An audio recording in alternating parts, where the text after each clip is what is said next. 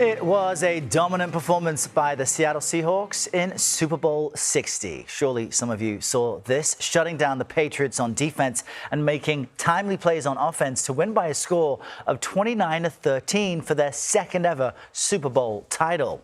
And it was also a history-making halftime show by Bad Bunny. He put on the first ever Spanish language Super Bowl halftime show.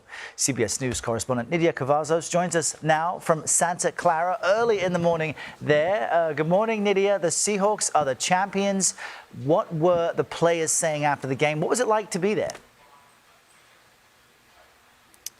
It was truly a night for the Seattle Seahawks, and it's been only a couple of hours since they won this victory. It's quite early out here in the West Coast, but we did hear from the players right after claiming their second victory, their second championship in the Super Bowl, and they're calling this a defensive masterclass. And we heard from the players, and they did refer to their games and the skills and their ability to perform last night as truly the best defense in the world. Let's take a listen.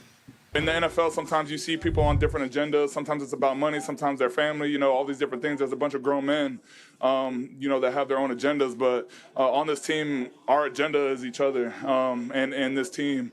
And I think we really embody that.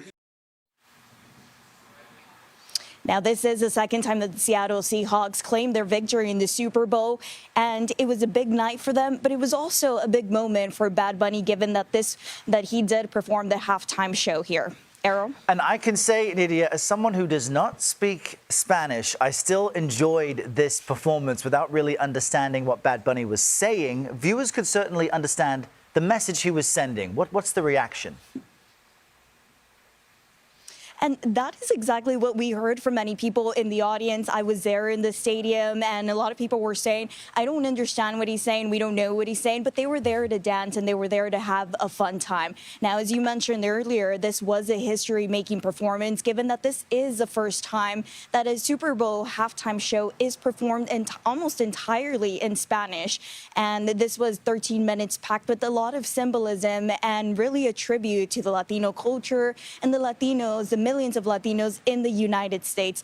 Now, Bad Bunny's message here was, we all make a part of this country. And it was a performance that was really, really anticipated from millions, not only across the U.S., but across the world, given his global dominance and reach. But not everyone was necessarily too enthusiastic about his performance. We did hear from President Trump last night over a Truth Social post, calling his performance a slap in the face to this country.